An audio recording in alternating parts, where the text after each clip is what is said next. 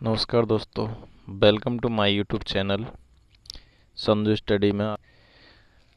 आज आप पढ़ेंगे कक्षा 10 exercise 1.1 real number lesson number first का क्वेश्चन नंबर 3।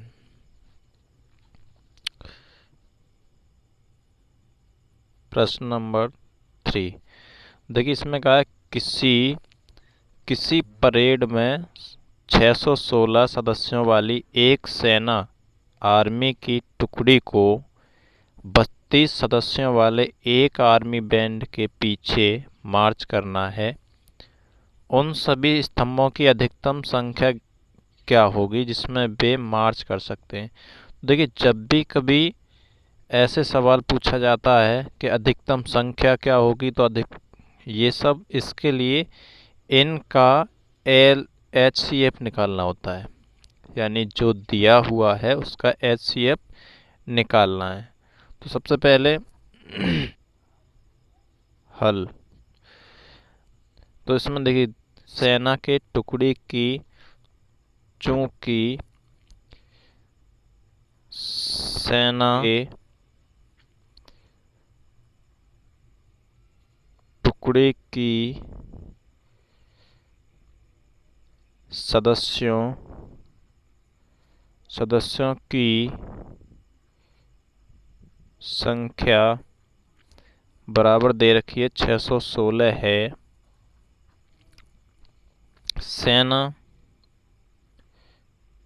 सेना बैंड में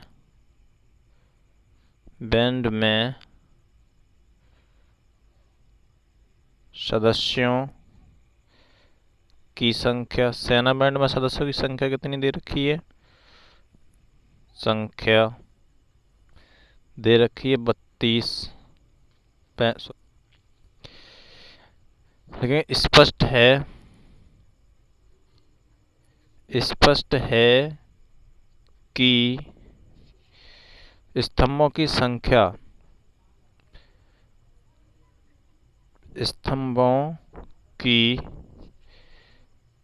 संख्या HCF यानी 616 और 32 का HCF का मतलब होता है मासा, महत्तम समावर्तक।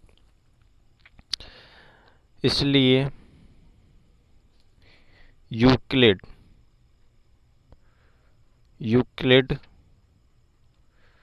विभाजन से, देखिए यूक्लिड विभाजन क्या होता है?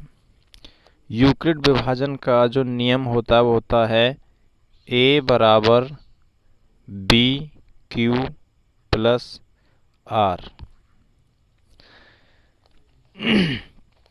अब देखिए, जैसे कोई भी संख्या होती है, जैसे हम 2 से 4 में भाग देते हैं, तो 2 से 4 में भाग देंगे, 2 चौक 2 दूनी 4, बच्चा 0।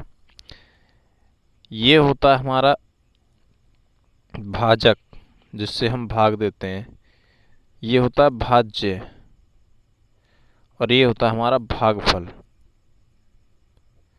और ये होता है हमारा शेषफल। अब देखिए शेषफल, यूक्लिड विभाजन में क्या होता है कि भाजक को हम B से प्रदर्शित करते हैं, भाज्य को A से प्रदर्शित करते हैं, भागफल को Q से प्रदर्शित करते हैं, और शेषफल को R से प्रदर्शित करते हैं।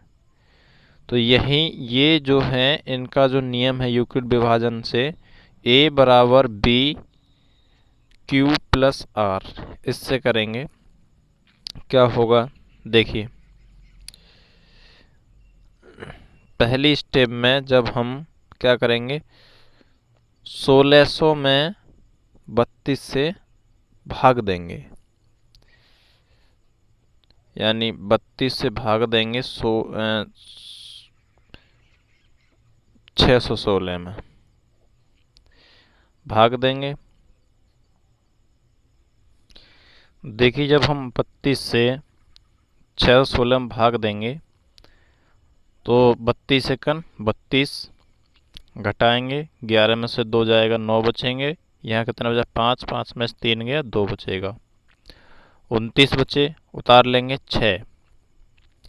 जब भाग देंगे 9 बार जाएगा, 9 से इसमें गुणा करेंगे, 9 दूनी 18 और 9 तिया 27 और 1 28, घटाएंगे 8 बचेगा। अब देखिए पहले ये पहला चरण था, तो पहले चरण में क्या आया था, यानी चरण नंबर 1 लिखेंगे। चरण 1 में क्या आया था, यानी भाजक था हमारा, ये कितना था भाज्य, यानी 616 बराबर भाजक कितना था हमारा 32 और Q यानी 32 गुणा 19, Q था हमारा 19 प्लस शेषफल बचा था हमारा 8। तो यहाँ ब्रैकेट में लिखेंगे, इसलिए शेषफल बराबर नहीं है अभी 0। शेषफल बराबर अभी 0 नहीं है। ये पहला चरण हो गया। अब दूसरे चरण में देखिए क्या करते हैं, ये जो हमारा 8 बचा है इससे भाग देंगे इसमें, ये दूसरा चरण हो जाएगा, यानी 8 से भाग देंगे 32 में। तो देखिए 8 चौक 32, घटाएंगे 0 बचा। ये दूसरा चरण हो गया, 8 से पूरा पूरा कट गया। अब क्या करेंगे, चरण 2 बराबर भाज्य कितना बना था हमारा इसमें, देखिए ये 32 ये था हमारा भाज्य और ये 8 भाजक बना था। तो 32 बराबर भाज्य बना था हमारा 8 और भागफल आया था हमारा 4 प्लस शेषफल आया था 0। अब देखिए इसलिए शेषफल बराबर 0 आ गया।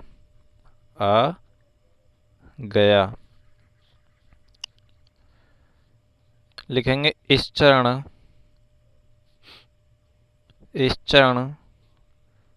का भाजक 8 है, इसलिए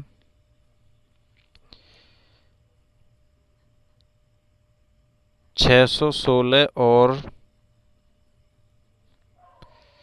32 का HCF कितना आया 8, यानी जिससे पूरी पूरी कट जाती है वही HCF होता है। अतः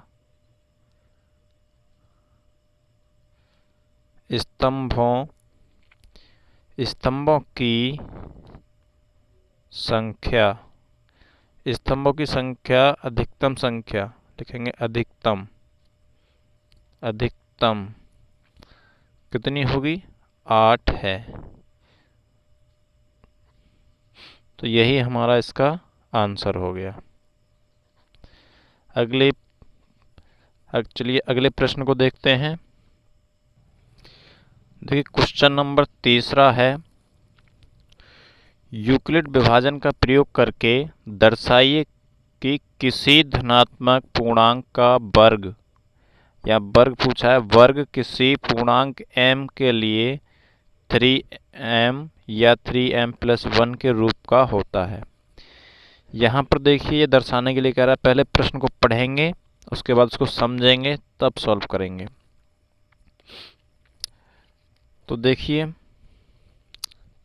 इनमें क्या करते हैं, सबसे पहले हम किसी संख्या को धनात्मक पूर्णांक मान लेते हैं। किसी संख्या को हम धनात्मक पूर्णांक मान लेते हैं। सॉरी, ये प्रश्न नंबर 4 है। तो हल में लिखेंगे,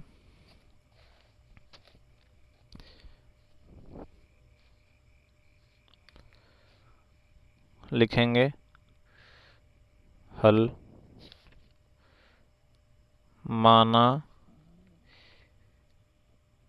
कि ए कोई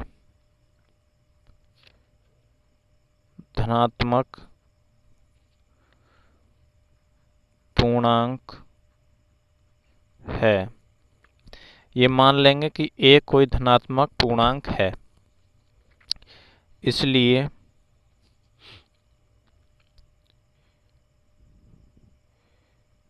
यूक्लिड विभाजन से, देखिए यूक्लिड विभाजन का आपने पढ़ाई है। यूक्लिड विभाजन से यानी इसमें क्या करना होता है, यूक्लिड विभाजन होता है हमारा, तो इसमें दिया है a बराबर, जब हमने कोई भी संख्या मानी है तो 3q प्लस r। अब देखिए इसमें क्या करना होता है कि जब हमने कोई भी संख्या मानी है, मान लिया कि a हमारा एक धनात्मक पूर्णांक है। अब a में हमें 3 से भाग देनी है, तो a में हमें 3 से जब भाग देनी है तो भाग तो जा नहीं सकती, तो देखिए यहाँ पर r आ जाएगा। अब r का मान हम क्या करते हैं कि a जो है वो बड़ा है 3 से बड़ा माना जाएगा, तो r का मान हम मान लेते हैं। जैसे r बराबर, r का मान 0 भी हो सकता है, जब हम इसमें भाग करेंगे तो 1 भी हो सकता है, 2 भी हो सकता है। अब देखिए 3 नहीं हो सकता। यदि r का मान 3 हो जाए तो 3 से 3 में पूरा भाग चला जाएगा, तो इसलिए r का मान केवल 2 तक ही मानेंगे। देखते हैं आगे।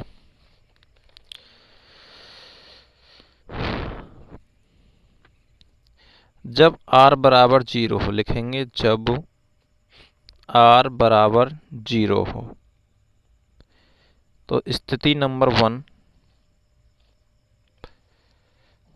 लिखेंगे। स्थिति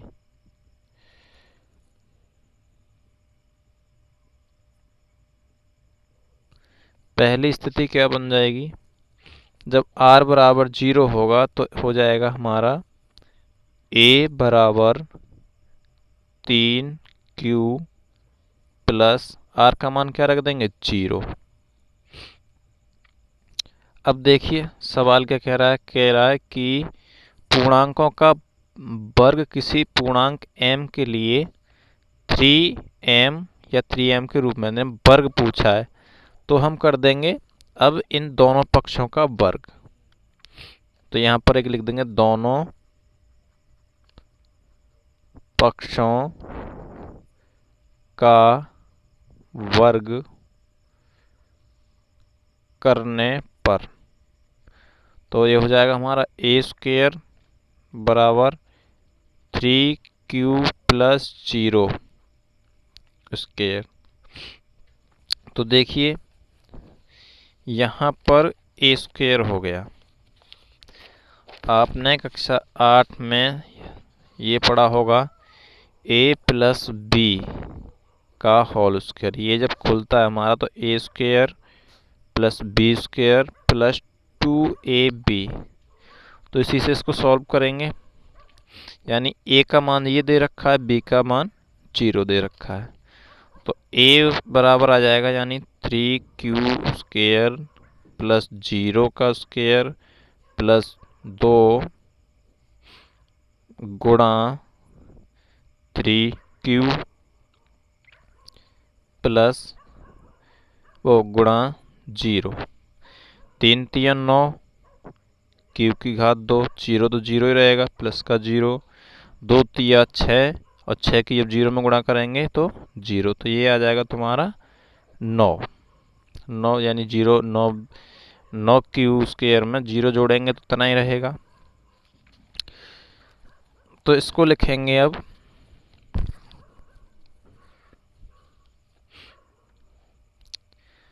a स्क्वायर बराबर 9q स्क्वायर। तो देखिए 9q स्क्वायर को हम ऐसे लिख सकते हैं 3 गुणा 3q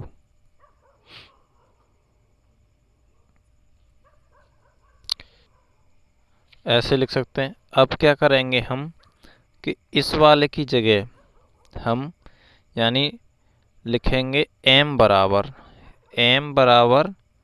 3q स्क्वायर, मतलब जहाँ पर m है वहाँ पर 3q स्क्वायर रख देंगे। तो इसमें जहाँ पर ये है वहाँ पर m रख देंगे, तो ये आ जाएगा तुम्हारा a स्क्वायर बराबर, जब यहाँ पर हो जाएगा ये 3 गुणा m तो बराबर आ जाएगा 3m।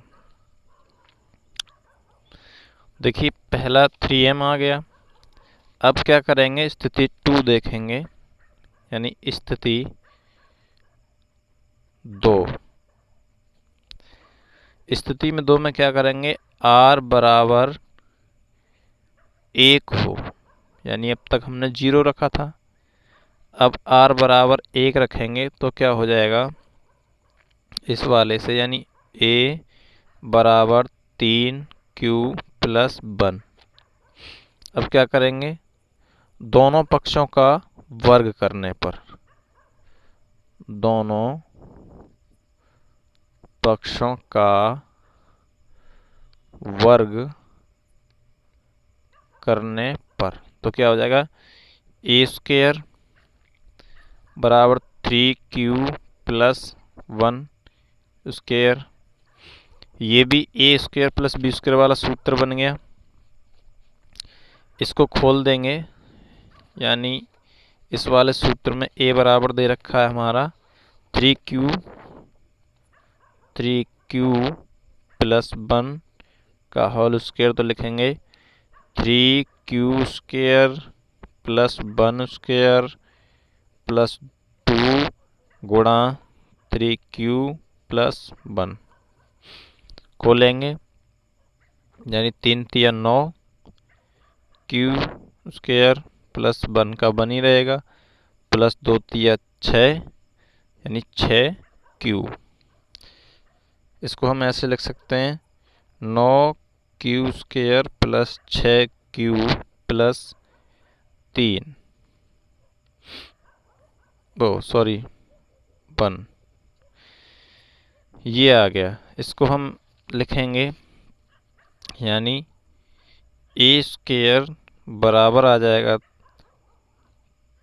9q square plus 6q plus 1। अब देखिए इन दोनों में हम 3 कॉमन ले लेते हैं। क्या कर लेंगे, इन दोनों में हम 3 कॉमन ले लेंगे, तो a स्क्वायर बराबर 3 अलग ले लेंगे, तो यहाँ बचेगा 3q स्क्वायर प्लस 2q, और ये जो प्लस का 1 है इसको हम ऐसे ही रहने देंगे। अब देखिए अब क्या करना है, जहाँ m बराबर, अब m बराबर हम मान लेते हैं, जहाँ m बराबर मान लेंगे 3q स्क्वायर प्लस 2q, एक पूर्णांक है, एक पूर्णांक है, मान लेंगे। तो यहाँ पर m बराबर हमने ये माना है। अब इसके स्थान पर हमें m रखना है, a स्क्वायर बराबर 3, और पूरे इसके स्थान पर क्या रखना है, m प्लस ये बाकी हमारा 1 बचा। ये हो गया दूसरी स्थिति। अब देखते हैं तीसरी स्थिति। तीसरी स्थिति में क्या है, यदि r बराबर 2 हो, देखिए यदि r बराबर अब 2 रख दिया जाए तो क्या होगा, तो a बराबर 3q प्लस r जो दिया है उसके स्थान पे कितना रखना है, 2 रखना है। यहाँ से फिर जानते हैं दोनों, इसका भी और इसका भी, दोनों पक्षों का वर्ग करने पर, देखिए दोनों पक्षों का वर्ग करने पर, ये नहीं कहा है कि वर्ग क्यों कर रहे हैं, क्योंकि हमारे प्रश्न में ही वर्ग दिया है। अब दोनों पक्षों का वर्ग करने पर क्या होता है, ये भी स्क्वायर हो जाएगा, तो ये तो हमारा स्क्वायर ऐसे ही रहेगा। ये हमारा ए स्क्वायर प्लस बी स्क्वायर वाले उससे खुल जाएगा, तो खोलते हैं। यानी 3q प्लस 2 का होल स्क्वायर बराबर हो जाएगा 3q का स्क्वायर प्लस 2 का स्क्वायर प्लस 2 गुणा 3q प्लस गुणा 2, यानी 2a भी होता है। तो 3 तियां 9 q स्क्वायर प्लस 2 दूनी 4 प्लस 2 तिया 6, 6 दूनी 12q। इसको ऐसे लिख सकते हैं 9q square plus 12q plus 4। ठीक है, तो ये हमारा इतना मान आया, यानी 9q square plus 12q plus 4 इतना आया हमारा। तो यहाँ पर लिखेंगे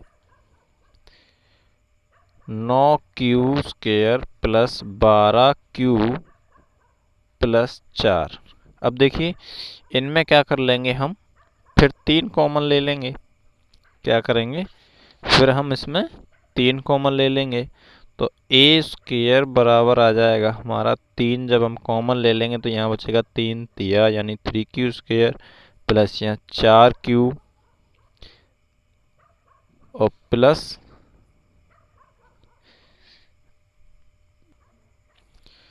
4q, उसके बाद प्लस का यहाँ से भी हम एक कॉमन लेंगे 3, तो यहाँ पर बचेगा हमारा, क्या बच जाएगा, प्लस का 1, क्योंकि 3 चले जाएंगे तो 1 बच जाएगा। अब देखिए क्या करना है, यहाँ पर जहाँ m बराबर 3q स्क्वायर प्लस 4q